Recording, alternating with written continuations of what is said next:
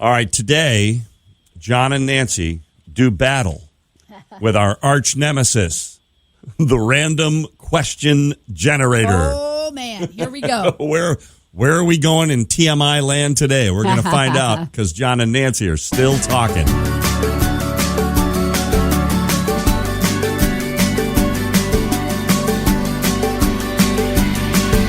So every now and then we like to take the random question generator challenge. So it's just a website, and it just spits questions at you, right? It's just random questions. And so we have to think on our feet. You do, because we do like 3-4 questions, and you're not allowed to pass, okay? Correct. So what we're going to do is we're going to pull up a question here on the random question generator, and I'll read it, and both of us have to answer it, okay? So if you'll commit to that, we'll do it.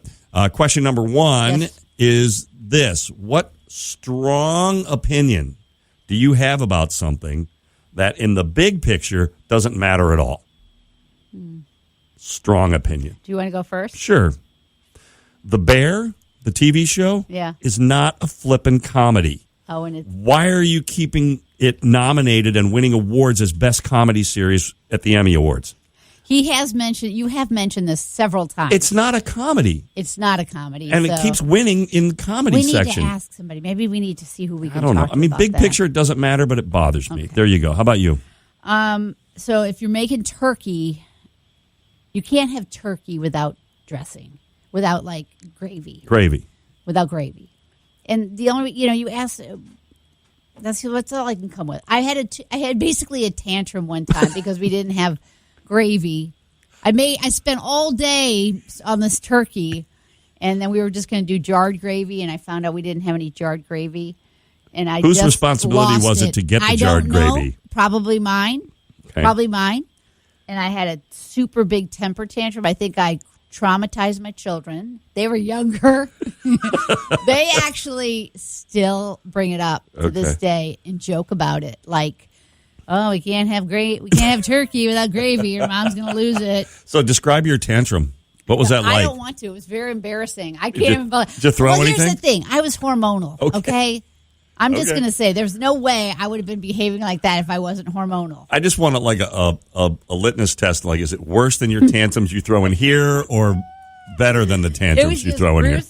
Bruce's eyes went wide, and he just didn't say anything. I know what he did right after that. He went out and got some damn gravy.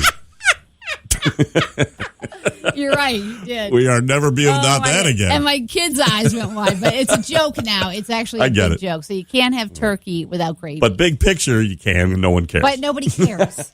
And it's not going to, yeah. All right, question number 2. What would you do on a free afternoon in the middle of the week? I would go to the pool if I could. I haven't been to the pool a lot this year. I've been working a lot. When you say the pool, of course, that means... My friend's pool. Somebody else's pool. Else's pool. Cool. Yeah, I would go to if it was sunny and nice, I would just go to the pool with some friends. Yeah. Yep. Mm-hmm. Yeah. What about you? I don't know. Day drink, I guess. Where? I don't know. It doesn't matter. I don't know. or just read a book. I like to sit out on the deck and just read. So you could have a beer on the deck reading your book. Yeah, that'd be great. Go. I'm a happy guy then. Okay. All right, question number 3. Here we go. What is something you can never seem to finish? Oh, cleaning my room. Bruce will tell you this, too. He's like, why do you just spend 5 minutes putting away your clothes? Why can't you just finish putting away all of your clothes? And I'd say, I don't know. I lose interest, basically. So it's cleaning my room. All right. I'm going to say my home studio. It has been a work of passion, and it keeps changing all the time. And I get it to a point where I go, this is exactly how I want it. And then the next day I go, no, this needs to be over there, and this needs to be... It's a work in progress. I'll finish it like 2 days before I die. Oh, gosh. I think is probably how it's going to be. All right. One final question from the random question generator. Again, this is just a computer program, and it just says click for question. Okay, so here we go. Click for the next one. Here's your final question today. Have you ever saved someone's life? Goodness, have I ever saved someone's life? I don't think so. Not like literally saved someone's life, like given someone the Heimlich or done CPR on somebody. Right. No, I don't think so. I don't think I have either. Thank goodness, because that is a very stressful situation. Heck yeah, You'll it is. never forget that. No. We were in when I was in TV and radio, when we were over off University, someone in our building had a heart attack. We were in a morning news meeting, and all of a sudden over the intercom, it was like, does anybody know CPR? And I did know CPR, so I went back there. But by the time I got back there were 2 other people who were trying to save this individual's life, and were working seriously hard at it. But thank goodness for them.